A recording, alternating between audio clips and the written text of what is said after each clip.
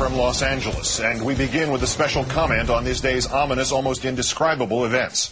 It is one of the great, dark, evil lessons of history. A country, a government, a military machine can screw up a war 7 ways to Sunday. It can get thousands of its people killed. It can risk the safety of its own citizens. It can destroy the fabric of its nation.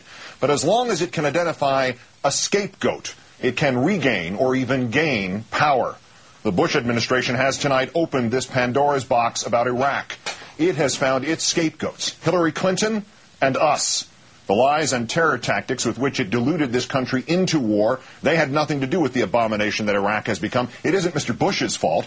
The selection of the wrong war, in the wrong time, in the wrong place, the most disastrous geopolitical tactic since Austria-Hungary attacked Serbia in 1914 and destroyed itself in the process. That had nothing to do with the overwhelming crisis Iraq has become. It isn't Mr. Bush's fault.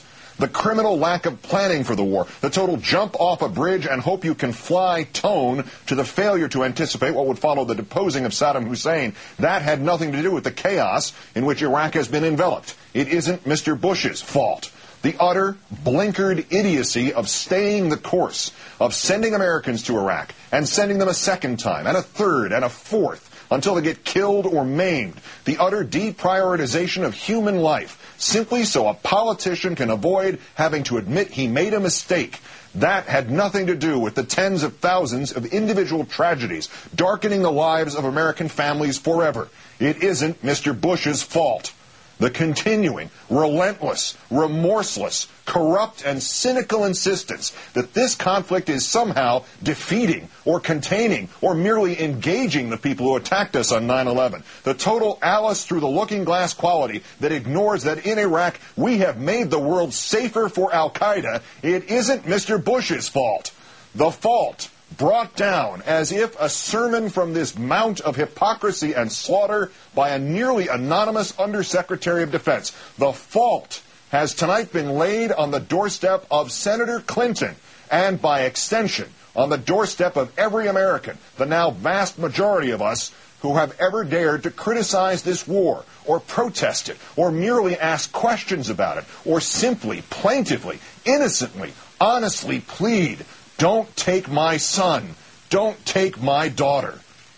Senator Clinton has been sent, and someone has leaked to the Associated Press a letter sent in reply to her own, asking if there exists an actual plan for evacuating the U.S. troops from Iraq. This extraordinary document was written by an Undersecretary of Defense named Eric Edelman. Premature and public discussion of the withdrawal of U.S. forces from Iraq, Edelman writes, reinforces enemy propaganda that the United States will abandon its allies in Iraq, much as we are perceived to have done in Vietnam, Lebanon, and Somalia. Edelman adds, such talk understandably unnerves the very same Iraqi allies we are asking to assume enormous personal risks. A spokesman for the senator says Mr. Edelman's remarks are at once both outrageous and dangerous, and those terms are entirely appropriate and may in fact understate the risk the Edelman letter poses to our way of life and all that our fighting men and women are risking, have risked, and have lost in Iraq. After the South was defeated in our Civil War, the scapegoat was Confederate President Jefferson Davis, and the ideas of the lost cause and Jim Crow were born in that wake.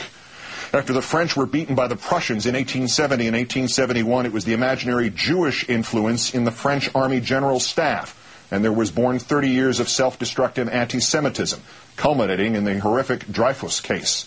After the Germans lost the First World War, it was the backstabbers and profiteers at home on whose broken bodies the National Socialists rose to prominence in the succeeding decades, and whose accused membership eventually wound up in torture chambers and death camps. And after the generation just before ours, and leaders of both political parties escalated and re-escalated and carpet-bombed and re-carpet-bombed Vietnam, it was the protest movement and Jane Fonda, and as late as just 3 years ago, Senator John Kerry, who were assigned the blame, the kind of blame which no rational human being could concur, and yet which still, across vast sections of our political landscape, resonates unchallenged and accepted.